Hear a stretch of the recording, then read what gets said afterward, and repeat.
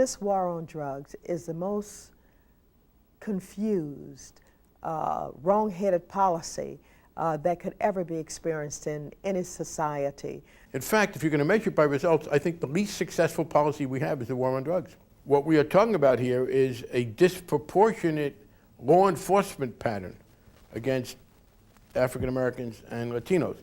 And everybody understands that. If you are a white, suburban 20-something and you use drugs, your chances of being arrested are much less than if you are a black, urban 20-something. Now we talk about war. What is the closest to war than being denied your freedom, being locked up in jail? And I feel uncomfortable to see animals locked up in cages. So you know my feelings are much stronger to find God has made a human being to produce, to lock them up. If you come from a wealthy family, if you are, just to take two random examples, a young man named, say, Al Gore or George Bush, and you used illegal substances in your 20s, as I think there is reason to believe both of them did, as Al Gore, to be honest about it, acknowledged, you're very unlikely to get caught in the first place because of the discriminatory patterns of law enforcement. And if you do get caught, your parents can afford to send you to college, you're not going to lose out. In a nation that is seeking democracy and freedom throughout the world, it is embarrassing that we have over 2 million young people locked up in jail. If you look at every statistic, if you look at every data, Hispanics represent 12.5% of the population, yet we represent more than close to 28% of those people in prison because, and 74% of the people of Hispanics that are in federal prison are due to drugs. Close to $500 million is spent just incarcerating people. In New York City alone, we pay $84,000 a year to keep a young kid in detention, and we can't get $9,000 a year to keep him in school.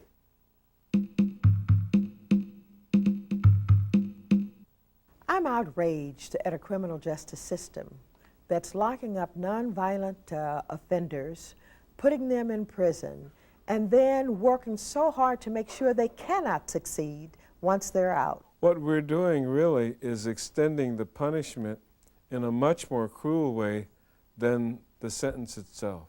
When it comes to AIDS, it's disproportionately hitting some of our population out there, despite the fact that we've made inroads in the area of AIDS and we don't have as many deaths. We do have a high proportion of especially Latinos and people of color that have that have AIDS. You have people who know that to the degree that you can have the use of clean needles, that you can prevent the transmission of HIV and AIDS and hepatitis and other kinds of diseases, but they don't have the courage to stand up and say that needle exchange make good sense. They think they're going to be branded as being supportive of drug use because they support needle exchange.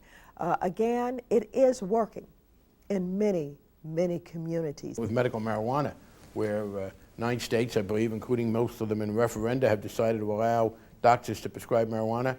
And my conservative colleagues have suddenly decided that the federal government, the federal Congress, is the National Medical Supervisory Board and will overrule what people in the states have said, what doctors have said. I am equally outraged about laws that will not allow mothers to receive welfare benefits. That's as bad as kicking out families from their dwellings that live in public housing projects because a child or a member of the family has gotten in trouble with one of these nonviolent offenses. They're put out.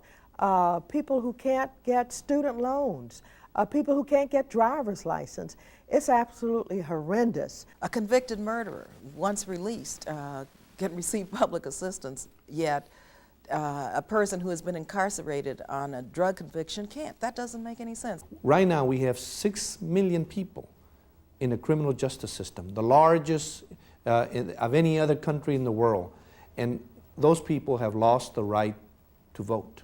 Can you imagine 10% of that, what would have done in the last election if just 10% of those have participated? It is absolutely wrong to have someone serve time and pay for whatever crime they have committed, and then say, but you still can't be a voting citizen. You still can't participate in your democracy.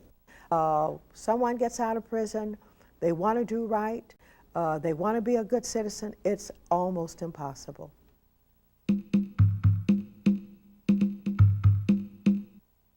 We need a new approach to help our youth with respect to drugs because the current way is not working.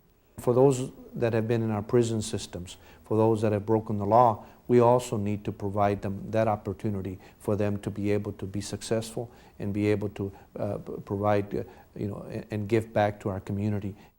Drug policies in our country are very repressive. They're very backwards. We need to look at alternatives in terms of job training, education, drug rehabilitation.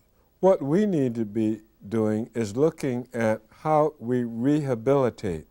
I think that there's no doubt that right now we need to provide some specific resources for treatment as well as prevention. And there's a real need for us to educate people. I'm glad California set the standard.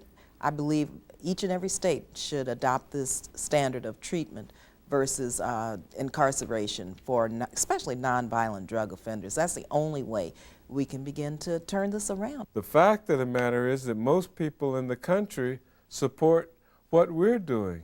Needle exchanges, alternative court systems, the end of incredible cocaine versus crack disparity in sentences, the end of mandatory. All of these things have to be worked on, addressed, and we have to stick with it until we make change. This is the biggest chapter in that change that will come that we're working on right now. We're here to see that it happens, and we can make it happen. We will make it happen. We have to be strong, and we have to keep fighting this so-called war on drugs, these mandatory minimums, these three-strike laws. We have to keep fighting. We will win eventually. A lot of people will be hurt in the meanwhile, but we will win. We need to have our voices heard. We need to stand up and confront what's wrong with this criminal justice system that's taking people out of communities, away from their families, placing them in prison for nonviolent crimes, this mandatory minimum sentencing that we're confronted with, three strikes laws. And you know, I believe that we can do something about it. We've just got to be determined, work harder, and make sure that we all stand together and stick together to break the chains. If you are an activist, you have to believe in your heart, whether anyone thanks you or not, that what you're doing is the right thing. Because while you're doing it, you never realize that you've been making history. There's a real need for us to emphasize the importance of the seriousness of this issue. Your willingness to come to a conference, to plan together, and then to go forward and to be energetic and active on behalf of more rational laws in this area is something I very much welcome. Challenge your elected officials, challenge your leaders to step up to the plate and to say no to this war on drugs that has failed, and yes to putting our resources, our tax money, into education, job training, drug treatment, and rehabilitation. That's the only way that we're going to ensure liberty and justice for all. Y gracias por estar con nosotros en el activismo para nuestra comunidad.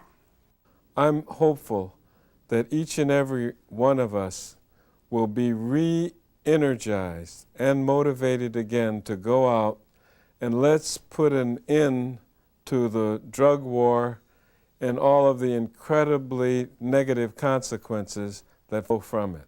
Welcome to the conference. Let's get it on.